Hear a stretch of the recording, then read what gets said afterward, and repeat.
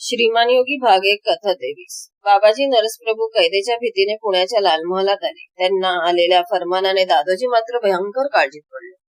आदिशाहीशी आज ना उद्या राजांना टक्कर द्यावी लागणार हे दादोजींना स्पष्ट दिसत होते. मनातून ते निराश होत होते, थकत होते. राजांच्या किल्ल्याचे बांधकाम पुरे होत आले होते. रोहिडेश्वर तोरण्याची तटबंदी भक्कम झाली होती. किल्ल्यावरच्या तोफांनी बुरुज सजले होते. किल्ल्याच्या सोप्या वाटा तासून घेण्यात आल्या होत्या. राजांची शिबंदी आता मोठा आकार घेत होती. रोहिडेश्वरावर जमा केलेली 1000-1200 मावळे फौज 5-6 हजारावर गेली होती. व्याप वाढत होता, त्याबरोबर राजांच्या चिंताही वाढत होत्या. राजांना सर्वात मोठी चिंता वाटत होती ती दादोजींची. दादोजींचे वय झाले होते. राजांच्या या हुंदाईमुळे तर दादोजी फारच थकले. राजांना हे दिसत होते, पण उपाय नव्हता. राजे पुण्याला गेले की दादोजींच्या बरोबर बोलत बसले. सारे वर्तमान त्यांच्या कानावर घालेत. दादोजी नुसते ऐकून घेत. आता सल्ला देणे त्यांनी बंद केले होते. होईल तेवढा जहागिरीचा बसल्या जागी बंदोबस्त पाहून बाकीचा वेळ ते ईश्वर चिंतनात खर्च करत. राजे तोरण्याहून आले होते. त्यांच्या हातात काठी होती. दादोजींना काठी देत ते म्हणाले, पंत, पांढरीची काठी आहे, सरळ मिळाली. बहुधा पांढरी सरळ मिळत नाही. आपल्याकरता मुद्दा मांडली. पंतांनी काठी निरखली. राजे, काठी चांगली आहे, पण काय? वृद्धापकाळी काठीपेक्षा मुलाचाच आधार जास्त वाटतो. आधार तुमचा हवा राजे, काठीचा नव्हे. पंत, असं का बोललात? राजाने विचारले. पंताने सावरून घेतले. ते म्हणाले, काही नाही राजे, काहीतरी बोलून गेलो. आता मन स्थिर राहत नाही. वय झालं ना. पंत, वैद्यराज आहेत, त्यांच्याकडून औषध तरी. राजे, काळजी करू नका, काही झालं नाही मला. आता हाती राहिलंय ते. आकाशाकडे बोट दाखवत पंत म्हणाले, त्या वैद्यराजाच्या हाती. पंताचे असे बोलणे ऐकले की राजे कष्टी बनत, पण घरच्या गोष्टींवर विचार करायला राजांना उसंत नव्हती. स्वराज्य उभारण्याचा ताण वाढत होता. त्याचा विचार एवढा एकच आता राजांच्या मनात होता. थोड्याच दिवसात दादाजी नरसप्रभूच्या संमतीने रोहिडा किल्ला स्वराज्यात सामील करून घेतला. आणखीन एक भगवा झेंडा सह्याद्रीच्या शिखरावर शोभू लागला. दादोजींना रोहिड्याची बातमी समजली. रोहिडेश्वर, तोरणा आणि आता रोहिडा. राजे फार झपाट्याने पुढे जात होते. जिजाबाईंचा त्यांना पाठिंबा होता. शहाजी राजांचे काही पत्र नव्हते. पंतांनी अनेक खलिते पाठवले होते. त्याची उत्तरे आली होती. शिवाजी राजांना सांभाळून घ्यावे, लक्ष ठेवावे, एवढेच त्या पत्रातून होते. राजांनी आपला मनसुबा शहाजी महाराजांना कळवला असावा असा दाट संशय दादोजींना वाटत होता. पूर्वी थोडी झोप लागे, तीही आताशा दादोजींना पारखी झाली होती. दिवस कसा तरी निघून जाईल, पण रात्र त्यांना खायला उठत. रात्री ते असेच तळमळत होते. पाक्यातून गार वारा येत होता. गंगाबाई शांतपणे झोपी गेल्या होत्या. पंत मात्र डोळे सताड उघडे ठेवून विचार करत होते. दादोजी पाटस परगण्याचे मलठाण गावचे हिशेबनीस शहाजी राजांनी त्यांना आपल्या कारभारासाठी उचलले. महाराज साहेबांचा विश्वास बसला. पुणे जहागिरीचा कारभार आपल्या नावे करण्याची त्यांनी दादोजींना आज्ञा केली. शहाजी राजांच्या या विश्वासामुळे आदिलशाहीच्या दरबारात सुद्धा दादोजींच्या वर भरोसा होता. त्यांनी दादोजींना अधिकार दिले होते. दादोजींच्या चेहऱ्यावर स्मित झळकले. थोरल्या महाराज साहेबांचा केवढा विश्वास. जिजाबाई आणि शिवाजी यांची संपूर्ण जबाबदारी दादोजींच्या हाती सोपवणे हा थोडा का विश्वास. दादोजींनी तो त्याच निष्ठेने उचलला. जिजाबाई शिवाजींसह दादोजी पुण्यात आले तेव्हा केवढे प्रश्न त्यांच्या समोर उभे होते. ठाव ठिकाणं नसलेली पुण्याची वास्तू, वस्ती करायला माणसे शोधण्यापासून सुरुवात, दुष्काळातून उठलेला आणि बंडाव्यात पोळलेला मुलूक कब्जात आणायचा, वास्तू उभारण्यापासून सुरुवात करायची कुणाच्या सुट्टीने. आजूबाजूला सोबत होती दाट रानाची, डोंगर कपारींची, भेटलीच चोरा चिलटांची. पण गजाननाच्या कृपेने सारे होत राहिले. वाडे सजले, वस्त्या झाल्या, बागा झाल्या, शेतवाडी झाली, निवडुंगाचे भरघोस पिकात रूपांतर झाले. बेब नावाने धुंदावलेला 12 मावळ कब्जात आला. जहांगीरीचा अंमल स्थिर झाला. एवढ्या अपार कष्टाने मिळवलेल्या उभ्या केलेल्या जहागिरीचे काय होणार? पुन्हा बंडाव्यात ही मोडली तर जाणार नाही ना राजे. दादोजींनी कूस बदलली, पण विचार बदलला नाही. राजे पुण्याला आले तेव्हा पुढते 6 वर्षाचेही नव्हते. राजांना शिकवायला शास्त्री ठेवले. वाढत्या वयात चांगले वस्तात ठेवून त्यांना शस्त्र पारंगत करून घेतले. कारभार शिकवला, मुलूक दाखवला. असे कोणी पोर हुडकून सापडायचे नाही. जे जे द्यावे ते राजांनी उचलले. राजांनी हा विस्तवाशी खेळ मांडला नसता तर आदर्श जहागीरदार म्हणून केवढे नाव झाले असते. कारभाराला हा विचार केला. पण 20 हाती पकडणाऱ्या परशुरामाला आवरायचे कोणी? पुराणे वाचले ते देवांचे अनुकरण करायला निघाले. शस्त्रविद्या शिकले ते मृगयेत रमले नाही. हिंदवी स्वराज्याचे स्वप्न तरळू लागले. मुलूक दाखवला पण जहागीर दिसली नाही. दिसले स्वतंत्र राज्य. फार उघड्या डोळ्यांनी राजांनी पाहिले. याचा परिणाम दुसरा काय होणार? शहाजी राजांच्या बंडाव्याचे काय झाले? हंपीच्या साम्राज्याचे, देवगिरीच्या साम्राज्याचे काय झाले? एवढी मोठी प्रबळ सत्ता जेथे मुघलांच्या धाडीला टिकू शकली नाही, तेथे कोवळे स्वप्न टिकेल कसे? आणि दुर्दैवाने तसेच घडले. तर थोरल्या महाराजांना काय सांगणार? त्यांचा विश्वासघात होईल. कोणी केला? दादोजी, त्या अनर्थाला तुझ्याशिवाय दुसरे कोण जबाबदार? मी नाही, दादोजी मोठ्याने म्हणाले.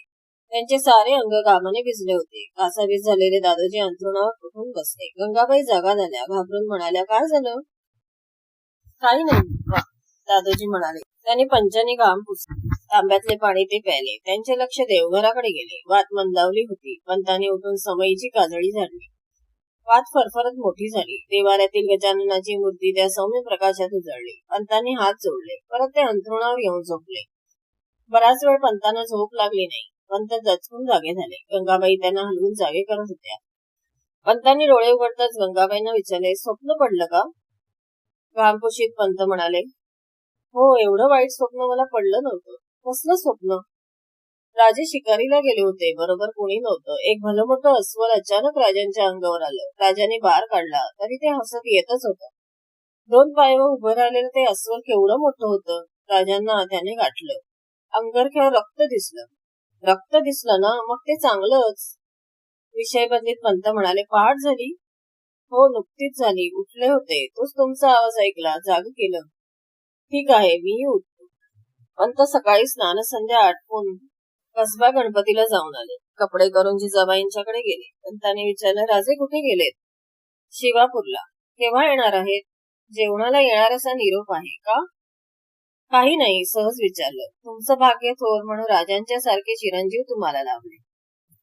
जिजाबाई आश्चर्याने दादोजींकडे पाहत होत्या. कितीतरी दिवसांनी दादोजींच्या चेहऱ्यावर पूर्वीचे हास्य होते. पंत म्हणाले, खरंच सांगतो मासाहेब, राजे केवढे कष्ट घेतात. इतर जहागीरदार पुत्रांसारखे झाले असते तर आपण काय करणार होतो? त्यांचे श्रेय तुम्हाला आहे दादोजी, जिजाबाई म्हणाले. श्रेय कुठलं? आपली पुण्याई जबरदस्त असंच समजायला हवं. दादोजी दप्तरी गेले. जिजाबाईंना समाधान वाटलं. दादोजी आपल्या स्वतंत्र खोलीत काम करत बसले होते. दप्तरीच्या अनेक वया मागून हिशेब पाहत होते. राजे भर उन्हातून अश्वपथकासह आले. मोत्तद्दाराने घोडा धरला. राजे पायउतार झाले. उन्हाची रपेट झाल्याने काळी घोडी घामाने निथळत होती. मोठाळी फेसाळली होती. राजे मोत्तद्दाराला म्हणाले, बागेत नेऊन चांगली पुसून काढा. दम गेल्याखेरीज वैरण देऊ नका. जी, मोत्तद्दार म्हणाला. महाराज प्रथम चौकात आले. बाळकृष्ण सामोरे आले. हात जोडून ते म्हणाले, राजे, पंतांनी आपली आठवण केली आहे. आमची आठवण? आणि यावेळी आणखीन कोण आहे? राजाने विचारले. कोणी नाही, एकटेच आहेत. चला, आम्ही येतो. राजे पंतांच्या खोलीकडे जात होते. पंतांनी तातडीने का बोलवले याचा अंदाज लागत नव्हता. पंत खोलीत बैठकीवर बसले होते. काहीतरी लिहित होते. वर्ण पाहता पंत म्हणाले, या राजे, आम्ही तुमचीच वाट पाहत होतो. बसा. पंतांचे सारे वर्तन नवे होते. राजांना बसायचेही सुचले नाही. काही वेळ असाच गेला. पंतांनी लिहिलेल्या कागदावर वाळू टाकली. कागद झाडला. कोरून नीट ठेवून दिला. दौत मिटली. नजर वर करत पंत म्हणाले, राजे उभे का? बसा ना, आत्ता आलात? हो, शिवापूरला गेलो. तेही समजलं. उठवलेलं रान पाहिलं? कुठलं रान? राजे, आता आपण लहान नाही. मागे दुष्काळी आलेल्या 100 लोकांना तुम्हीच गाव बसवण्याचा कौल दिला होता. त्याचं विस्मरण झालेलं दिसतं. आम्ही समजलो नाही. पंत हसले. अलीकडे कारभारातलं लक्ष उडालंय. त्यांनी कसं येणार? राजे, शिवापूरचं रान तोडून बागायत रान उठवण्याचा हुकूम दिला आहे. ते तयार झालं आहे, असं शामराव निळकंठ सांगत होते. राजांच्या ध्यानी आले. त्यांची नजर खाली वळली. ते म्हणाले, आमच्या लक्षात नव्हतं. पंत म्हणाले, राजे, आमचा आग्रह नाही, पण स्वराज्याचं तोरण कच्च्या पायावर बांधता येत नाही. जीवाला जीव देणारी माणसं हुडकण्याच्या आधी त्यांची घरदार सुरक्षित करावी लागतात. ते केलं की आपोआप माणसं गोळा होतात. तुम्ही रोडेश्वरी गेला होता ना? शिवापूरच्या मुक्कामात असताना राजे रोडेश्वरी गेले होते हे दादोजींना कोणी सांगितलं हे राजांना कळत नव्हतं. मोजदाद करण्यासाठी राजांनी आपले मावळे एकत्र केले होते. दादोजींना तेही समजलं नसेल ना? दादोजी स्मित करत म्हणाले, राजे, तुमच्या हाकेला साथ देऊन किती मावळे रोहिडेश्वरी गोळा झाले? राजांनी निश्वास सोडला. ते म्हणाले 7,000. त्यात ते टिकणारे किती? राजाने एकदम मान वर केली. डोळ्यात संतापाची सूक्ष्म छटा तरळून गेली. ते म्हणाले, पंत, निष्ठेने गोळा झालेल्यांची थट्टा केलेली आम्हाला खपत नाही. मी थट्टा केली नाही, दादोजी स्थिर आवाजात म्हणाले. मोठे शब्द वापरून मोठ्या गोष्टी ठरत नाहीत. राजे, रोहिडेश्वरी गोळा झाले ते नुसत्या तुमच्या हाकेने? मग कुणाच्या? थोरल्या महाराजांच्या. पंत, ऐका राजे, मुलूक स्थिर झाला नाही, तोच पातशाही विरुद्ध बंड करण्या इतकं मुलगात ताकद आलेली नाही. एवढी मोठी शिबंदी पोचण्याची तुमची कुवत नाही. भरपूर संपत्ती खेरीज राज्य उभं राहत नाही. मग जमले ते कशासाठी? का? तुमच्या भोवती जे जमा झाले ते शहाजीराजांच्या मुलासाठी, शिवाजीसाठी नव्हे. ती ताकद यायला अजून अवकाश आहे. आम्ही वाट पाहू. आदिलशाही तोवर थांबेल. राजे, आता पुढचा बेत कोणता? सांगा ना, निदान ऐकू द्या तरी. राजे धीर करून म्हणाले, किल्ले कोंढाणा. किल्ले कोंढाणा? दादोजींचे डोळे विस्फारले गेले. कोंढाणा म्हणजे आदिलशाहीचे मावळ नाक. कोंढाणा घेणं इतकं सोपं वाटतं? ताकदीने नव्हे, सामोपचाराने गड हाती येईल असं वाटतं. जमलं तर तेच करा, पंत म्हणाले. राजांच्या कानावर विश्वास बसेना. त्यांचा चेहरा आनंदला. दादोजी सांगत होते, राजे, तुम्ही जे कराल ते पूर्ण विचाराने कराल, यावर आमचा विश्वास आहे. आम्ही तुम्हाला बोलवलं ते एवढा कागद पाहण्यासाठी. हा एकदा नजरेखालून गेला. पंतांनी कागद हाती दिला. काय हे? राजाने विचारले. आपल्या 12 मावळचा वसूल, शिल्लक, त्याचा सविस्तर तपशील. राजांचा कागद धरलेला हात कापू लागला. राजे म्हणाले, पंत, आम्ही तुमच्यावर केव्हाच अविश्वास दाखवला नव्हता. ते पातक. तसं मी म्हणत नाही. विपरीत अर्थ घेऊ नका. स्वराज्य उभे करत आहात. ते उभं करायला लागणारा पैसा हाही महत्वाचा भाग आहे. त्यासाठी तुम्हाला एकदा हे तपशील समजणं आवश्यक आहे. दादोजी, राजे, शंका धरू नका. आयुष्यात मी खोटं बोललो नाही. आता कसं बोलेन? तुमच्यावर पुत्रवत प्रेम केलं. त्या पलीकडे मी काहीही करू शकलो नाही. त्या भावनेला धक्का देणारं वर्तनही तुमच्या हातून घडलं नाही. पंतांचा कंठ भरून आला. श्वास घेऊन ते म्हणाले, राजे, आता आम्ही पिकली पानं. आमचा भरोसा काय? आज आहे तर उद्या नाही. माणसाचा भरोसा देता येत नाही. त्यात वय झालं. आम्ही थकलो. घ्याल ती माणसं पारखून घ्या. साऱ्यांचं ऐका. मनाला येईल पटेल तेच करा. तुमच्यासह पुण्यात आलो तेव्हा तुम्ही लहान होता. सारा मुलूक बेशिस्त होता. होईल त्या मगदुराने सारा आटोक्यात आणलं. तुम्हाला घेऊन सारा मुलूक फिरलो. गावनगाव 12 मावळ फिरलो. झाडाझुडपांची देखील परिचय घडवला. त्याचं सार्थक घडत आहे. त्यात मला आनंद आहे. जगदंबा तुम्हाला उदंड यश देव.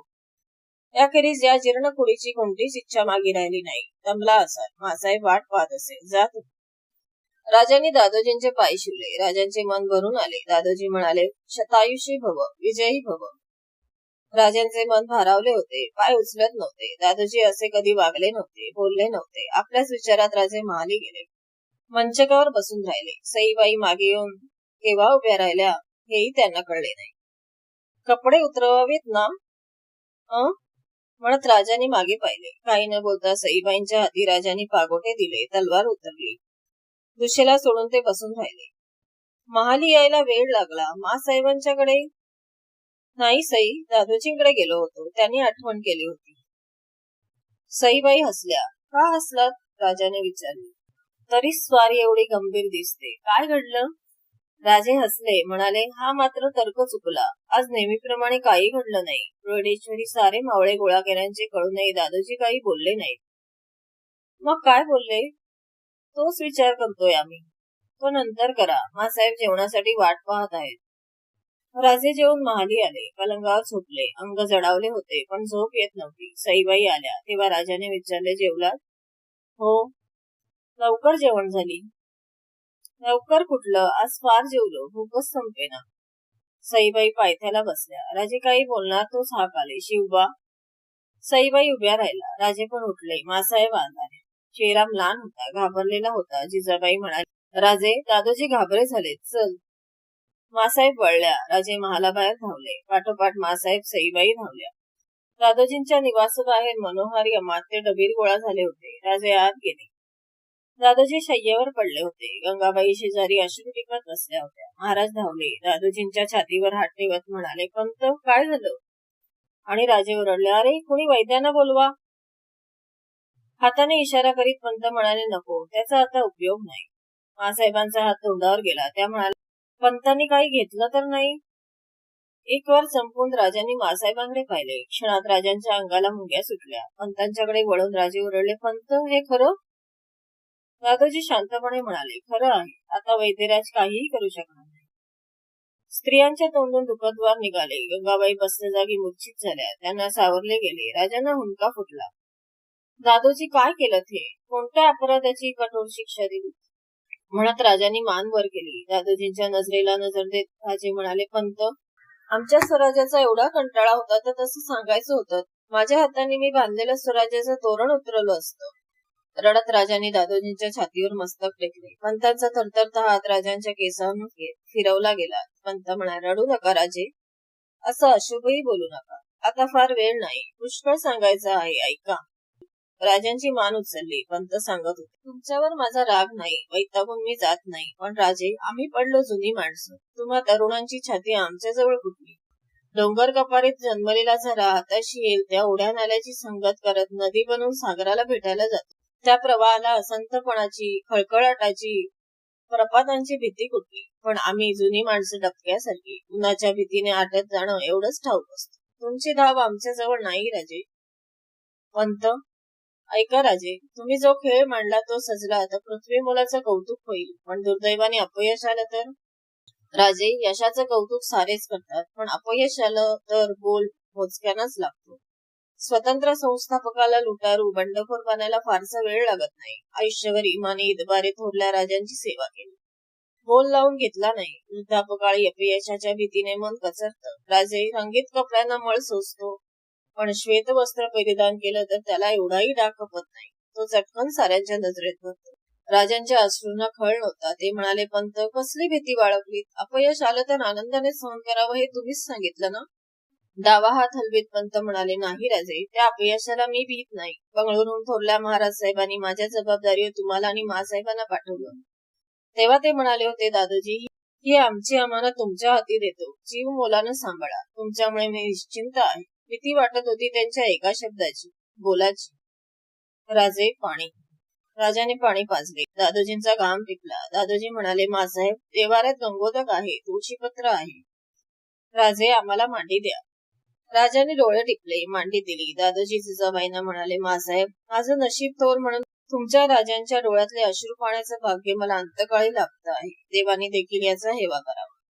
पंतांनी गंगोदक घेतलं. जिभेवर तुळशीपत्र ठेवलं. हुंक्याचा आवाज वाढत होता. राजे दादोजींचे मस्तक धरून होते. सारी ताकद एकवटून दादोजी जड आवाजात म्हणाले, मासाहेब, राजांना सांभाळा. ते आता मोठे झाले, करते झाले. त्यांचं उदंड यश पहा. आमच्यासारखे दुबळे बनू नका. राजे वाकले. अश्रू दादोजींच्या कपाळावर पडत होते. ओठ फुटफुटले, शब्द उमटले. रडू नका, येतो आम्ही.